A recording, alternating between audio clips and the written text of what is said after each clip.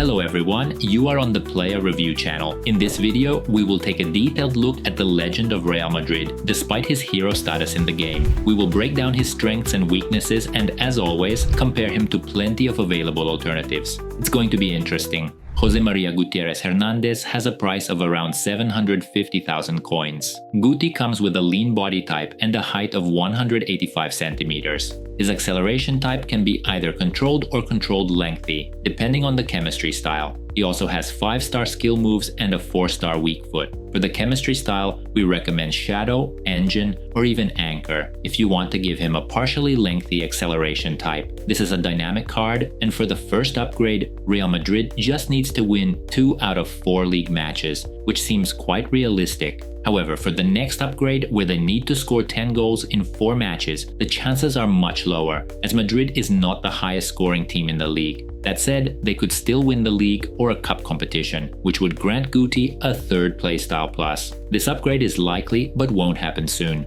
Either way, it's nice that the card is dynamic. He has Finesse Shot, Golden Incisive Pass, Pinged Pass, Intercept, Technical, Flair, and Golden Press Proven. For roles, he has Holding Plus Plus and Box to Box Plus Plus as a central midfielder, as well as Shadow Striker Plus Plus for the cam position. Beyond his incredibly useful Press Proven trait, which helps him control the ball under pressure, Guti also has a surprisingly high ball carrying speed, even without lengthy. Additionally, in this clip, we can see something resembling a speed boost. Interestingly, it somewhat reminds us of Pirlo's card. His off-the-ball speed is also solid, at least with the Shadow chemistry style, but even on Anchor, he still moves quickly. Now let's talk about his defensive awareness. Naturally, opponents will lose the ball near him quite often, as seen in this clip. Here, we can see how Guti actively tracks Zidane, which eventually leads to a turnover in the opponent's half. However, don't expect Guti to be an elite ball winner. He struggles to impose himself against physically dominant opponents, meaning you need to manually control him more. That being said, his height still helps in some situations. Being 185 centimeters tall is a great attribute for a midfielder. He also outmuscles smaller players fairly easily, so his physicality isn't bad at all. Of course, his height also makes interceptions easier. The taller the model, the longer the legs, making it slightly easier to cut out passes. On the downside, he lacks aggression and the anticipate trait, which makes his tackles feel softer and less effective. If you need a tenacious ball winner, it's better to go for Kante, because Guti is primarily about playmaking. However, he is still useful in defense if you manually control him more. That's because Guti is primarily a playmaker. He doesn't have the playmaker role as a midfielder just yet, but that will likely come with upgrades. Right now it's more about his actual playstyle rather than the official role. In essence, Guti is the type of player who will consistently provide quality passes to your forwards, particularly inside forwards. He's ideal for formations with 3 central midfielders and wide inside forwards. Yes, he doesn't have an overwhelming number of passing related playstyles, but even Golden Incisive Pass is more than enough for most situations. Where needed, Guti will deliver a soft, precise pass that perfectly matches his teammates' run. This is why you should use this playstyle even for short-range passes. We know that the golden triangle somewhat compensates for the lack of long ball pass, but only to a certain extent. More difficult long passes will get cut off, especially when using his weak foot. So we are still waiting for an upgrade that gives him the long ball pass trait. However, he can play simple ground through balls with his weak foot without any risk of misplacing them. So just stick to using low-driven triangle passes when needed. He lacks battery, which is slightly noticeable. By the 85th minute, Guti has only 40% stamina left. However, we did use aggressive instructions and pushed him forward more often. And indeed, he is valuable not just for his vision and passing, but also for his ability to join the attack, combining it with powerful long shots. Guti doesn't have the Trivela trait, yet that doesn't stop him from scoring these kinds of goals consistently. Nearly every green time Trivela attempt resulted in a goal. This is why he works best as a left central midfielder, allowing him to take those shots. One particularly memorable moment was this Trivela goal from a tight angle, even though it wasn't perfectly timed. Let's not forget that he also has Silver Finesse Shot, which is still useful, especially if you use precision settings. This allows him to score finesse shots even with his weak foot from outside the box. Thanks to his high shooting stats, he can also score direct power shots. But as always, timing is key. It's also worth noting that he has 5-star skill moves and a good responsive left stick, helped by his lean body type. However, his height still plays a role, so don't expect him to feel super agile. He is smooth on the left stick, but not incredibly sharp. For this reason, we recommend frequently using L1 and especially R1, as he has the technical playstyle, which is also important for a playmaking midfielder. Of course, you can use Guti as a cam, but due to his body type, we see him as a better fit for the left central midfielder position. The cam role demands maximum agility, which he doesn't quite have.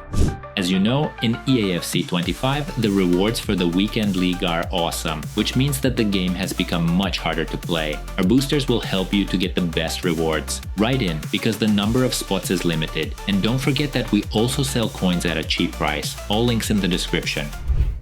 Moving on to conclusions, we like this card even more than expected. Plus, it's exciting that he's dynamic and has a fair chance of getting an upgrade, although that will take time. So if you're bored of your current midfielders, Guti is a great option. He offers excellent value for his price and brings unique qualities to the table. If you're still unsure, let's compare him to some alternatives. The first comparison is with Andrea Pirlo. Their prices are similar and they share many traits. To be honest, Pirlo is not worse than Guti defensively, even without defensive playstyles. In fact, Pirlo is much more agile on the left stick, which could be a deciding factor for some players. Even with upgrades, Guti will never be as technical due to his body type. However, in every other aspect, Guti is just as good and has a strong chance of multiple upgrades. Plus, he's stronger and holds the ball better under pressure. We wouldn't swap Pirlo for Guti, but rather play them together. Right now, we use a 4-3-3 with a CDM. Guti on the left, Pirlo on the right, and Kante as the holding midfielder. By the way, Kante has been even better in this setup. We wouldn't swap a Billy either unless you need skill moves or are a Real Madrid fan. But again, they can be used together. The same applies to Free Zidane, especially his 94 rated version. Guti is slightly lighter on the ball and has better through passes, but otherwise, Zidane is just as good, at least for now, before upgrades. Between Sawa and Guti, we'd still choose Sawa. Her left stick dribbling is just too good. But if you're not a fan of women's cards, then Guti is the obvious pick. Frenkie de Jong shouldn't be replaced, especially since he already has insane passing stats and 99 vision, which Guti will need upgrades to reach. Schweinsteiger's passing is just as good, if not better, but he's heavier on the ball. If you already have him, you probably won't swap him for Guti. But for everyone else, Guti is the best value for money option. And how can we not mention Xavi's excellent card, which costs practically nothing? Sure, Xavi won't provide the same defensive reliability as Guti, but he offers superior passing thanks to his playstyles. Then again, there's a chance Guti will receive 99 passing stats and additional passing playstyles with upgrades. So, if you're unsure about completing Guti's SBC,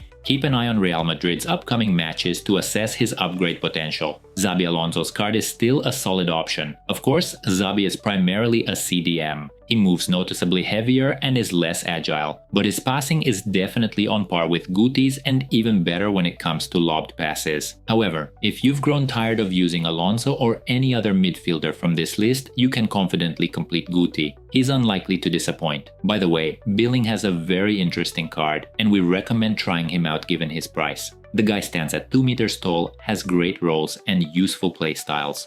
Just to be clear, it's an intriguing card, but of course don't expect him to play like Vieira. If you have any questions or want a comparison between Guti and someone from your squad, leave them in the comments and we'll do our best to respond quickly. And don't forget to subscribe so you don't miss out on timely and in-depth reviews. Also, let us know who you'd like to see in the next review. We give Guti a rating of 8.8 for card quality and remind you that detailed ratings will appear in our Twitter tomorrow. For SBC value, the card receives a 9.5.